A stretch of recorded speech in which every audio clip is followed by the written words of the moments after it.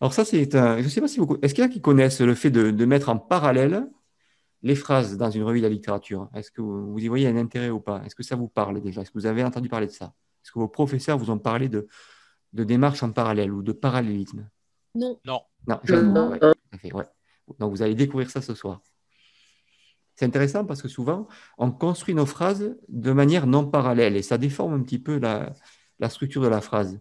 Et en fait, le parallélisme, c'est une forme de similitude de forme grammaticale pour des éléments qui ont un sens similaire au sein d'une même phrase ou entre phrases. En fait, lorsque vous associez des idées, vous soulignez leur lien en les exprimant sous une forme grammaticale qui est similaire. Et ça permet de mieux construire les phrases, finalement. En tout cas, ce sont des recommandations que l'on fait pour mieux construire les phrases, que ce soit de bonnes phrases et surtout pour l'écriture scientifique. C'est extrêmement important. Alors, les idées jumelées sont généralement reliées d'une des trois façons suivantes, en fait. On peut avoir une conjonction de coordination telle que et, mais ou encore. On peut aussi avoir une paire de conjonctions corrélatives telles que ou, non seulement, mais aussi. Et on peut avoir aussi un mot qui introduit une comparaison, comme que ou comme. Ce sont souvent des comparaisons qu'on va utiliser là.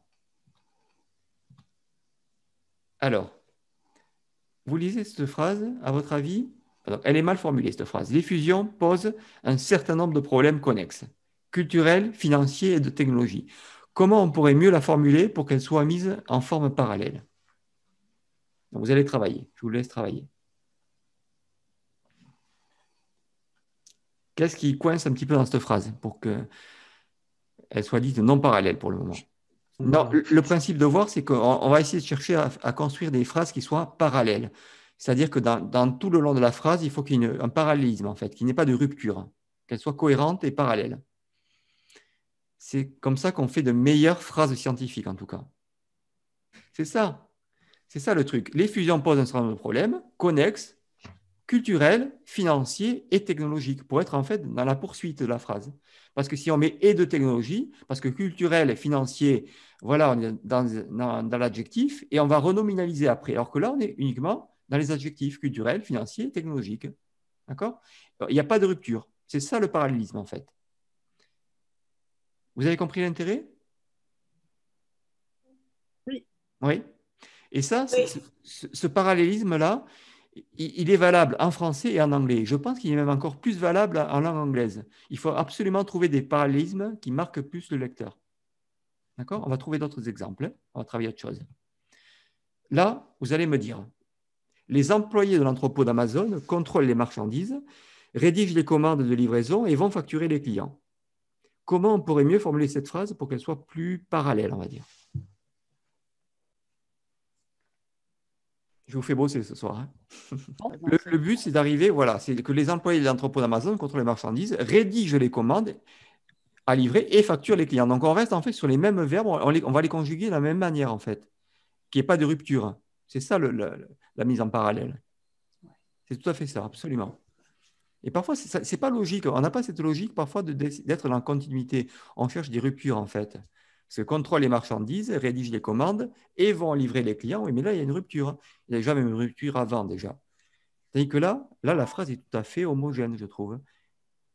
Et je trouve que la phrase est beaucoup mieux construite. Mais ce n'est pas une logique qui est naturelle. Donc, il faut parfois remettre en parallèle les phrases.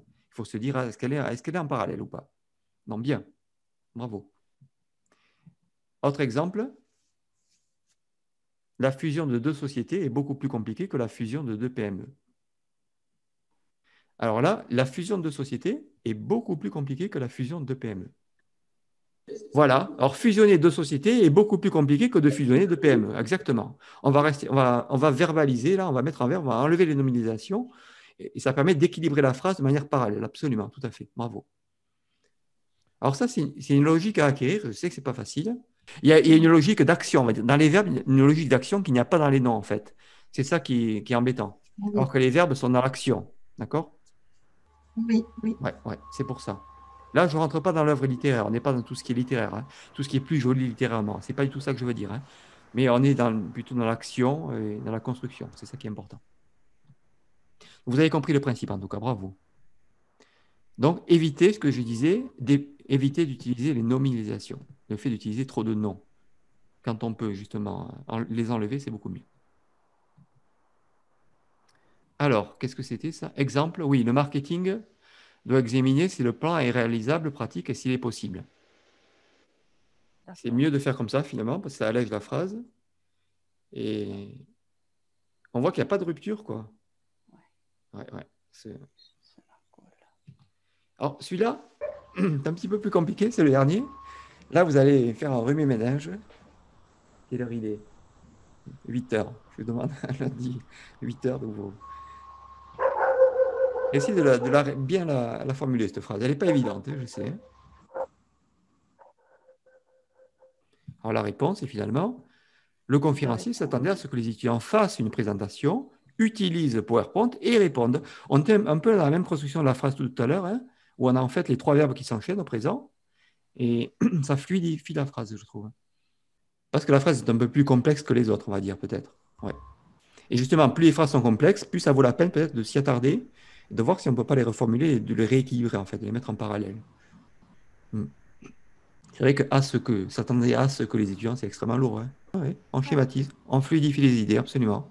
On cherche un enchaînement plus logique, hein, qui va de soi, qui coule de source. C'est ça la mise en parallèle des phrases, en fait. Qu'il n'y ait pas de rupture, que ça ne choque pas le lecteur et qu'il y ait une fluidité de lecture, en fait.